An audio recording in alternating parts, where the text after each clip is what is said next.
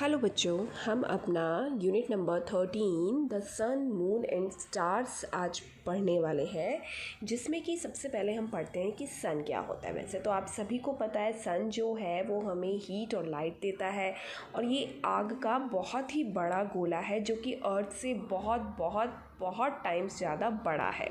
लेकिन फिर भी हमें जो सन है वो बड़ा छोटा दिखता है। ऐसा क्यों? क्योंकि जो सन की दूरी है वो हमसे बहुत ज़्यादा है, हमारी अर्थ से सन बहुत दूर है। नेक्स्ट हमारा टॉपिक है स्टार्स। स्टार्स भी जो है वो आग के गोले होते हैं। इवन जो सन है वो भी हमारा एक स्टार ही है, लेकिन कुछ स्टार्स जो होते हैं वो सन से बड़े होते हैं और कुछ छोटे भी होते हैं। फिर भी स्टार्स तो हमें सन से भी छोटे नज़र आते हैं क्योंकि वो और भी ज़्यादा दूरी से हैं हमारी पृथ्वी से। आगे है हमारा मून, जो हमारी अर्थ की नेचुरल सैटेलाइट है। जो मून है वो सन से बहुत छोटा है, इवन हमारी पृथ्वी से भी बहुत छोटा है। लेकिन कभी कभी सन और मून सेम साइज़ के दिखते हैं। ऐसा क्यों? क्योंकि जो मून है वो हमारी पृथ्वी के काफ़ी नज़दीक है सन के कंपैरिजन में। अब जो मून है वो आपने कभी अगर नोटिस किया हो तो आपने देखा होगा जो मून है वो हमें कभी छोटा, कभी बड़ा, कभी फुल मून नज़र आता है और किसी किसी दिन तो मून नज़र ही नहीं आता। तो ये जो मून की शेप्स चेंज होती हैं इसे हम बोलते हैं मून के फेजेस। जिस दिन पूरा चांद हमें नज़र आता है उस दिन होती है पूर्णिमा। जिस दिन हमें चांद नज़र ही नहीं आता वो होती है हमारी अमावस्या। और जब चांद हमें कम, थोड़ा सा ज़्यादा दिखता है उसको हम बोलते हैं क्रिसेंट मून। ये सारे मून के फेजेस होते हैं। और ध्यान देने वाली बात इसमें ये है कि एक्चुअली मून अपनी शेप चेंज नहीं करता। ये जो सारे फेजेस होते हैं वो जब मून हमारी पृथ्वी का चक्कर लगाता है तो उससे हमें मून कम, ज़्यादा, पूरा या बिल्कुल नहीं नज़र आता। एक्चुअली में मून अपनी शेप चेंज नहीं कर रहा। और मून है उसके ऊपर ना तो हवा है ना पानी है, इसीलिए मून के ऊपर लाइफ भी नहीं है। नेक्स्ट है हमारा सोलर सिस्टम। हमारा जो सोलर सिस्टम है वो मिलकर बना है 8 प्लैनेट से और सन से। इसके अलावा और भी हेवनली ऑब्जेक्ट्स हैं जो हमारे सोलर सिस्टम के अंडर आती हैं, लेकिन आज हम पढ़ेंगे इसमें प्लैनेट्स के बारे में।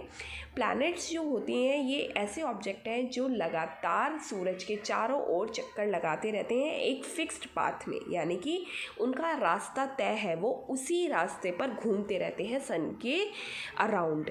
और उस फिक्स्ड पाथ को, उस रास्ते को बोला जाता है ऑर्बिट।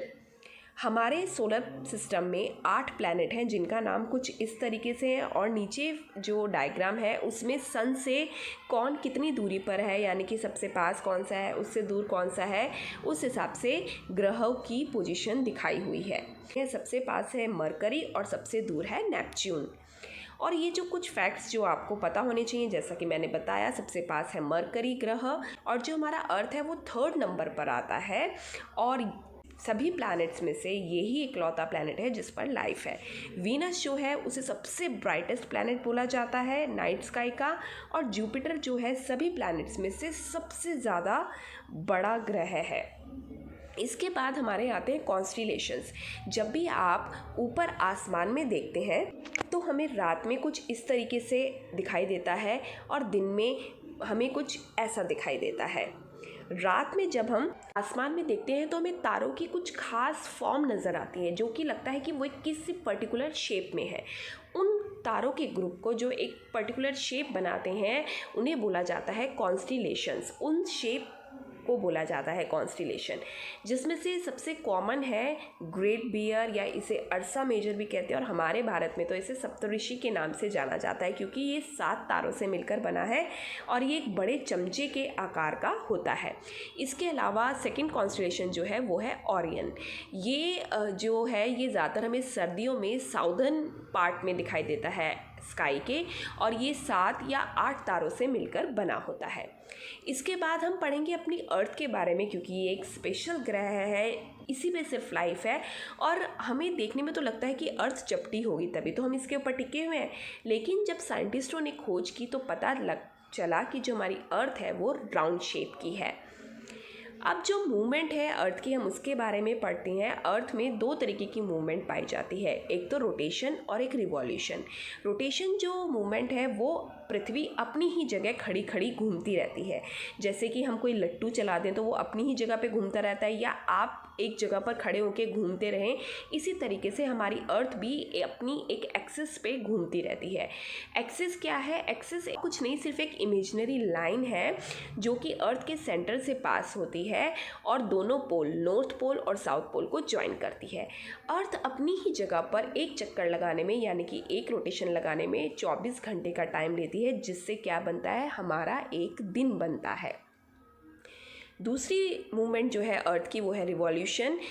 अर्थ अपनी ही जगह पर, अपनी ही एक्सिस पर घूमते घूमते सन के भी अराउंड घूमती है, जिसे बोला जाता है रिवॉल्यूशन। और वो एक फिक्स्ड पाथ में होता है, जैसा कि अभी हमने पहले पढ़ा था, और उसे ऑर्बिट बोलते हैं। उनके अराउंड पूरा एक रिवॉल्यूशन कंप्लीट करने में लगता है 365 डेज, जो मिलकर बनाते हैं हमारा पूरा एक साल। और जब हमारी जो अर्थ है वो अपनी ही जगह पे घूमती है, तो उससे बनते हैं हमारे दिन और रात। यानी कि पृथ्वी का जो हिस्सा सूरज की तरफ होगा वहाँ होगा दिन, और जो हिस्सा सूरज की तरफ नहीं होगा वहाँ होगी रात। ऐसे ही जब वो दिन रात में बदलते बदलते सन के भी अराउंड रिवॉल्व करती है, तब हमारे बनते हैं सीजन्स। सन से दूरी पर होगा विंटर सीजन, सन के पास होगी पृथ्वी तो समर सीजन। इस तरीके से हमारे सीजन्स भी बदलते हैं। तो इस छोटी सी वीडियो में हमने अपने 2 चैप्टर कवर करे, unit number 13 the sun moon and stars और यूनिट नंबर 14 द अर्थ। अब आप लोग अपनी वर्कशीट करेंगे, जिसमें से आपने बुक एक्सरसाइज जो है, यानी कि fill in the blanks, true false, match the column, ये सारे आपने बुक में ही करने हैं। और जो आपके क्वेश्चन आंसर हैं ये आप अपनी कॉपी में करेंगे।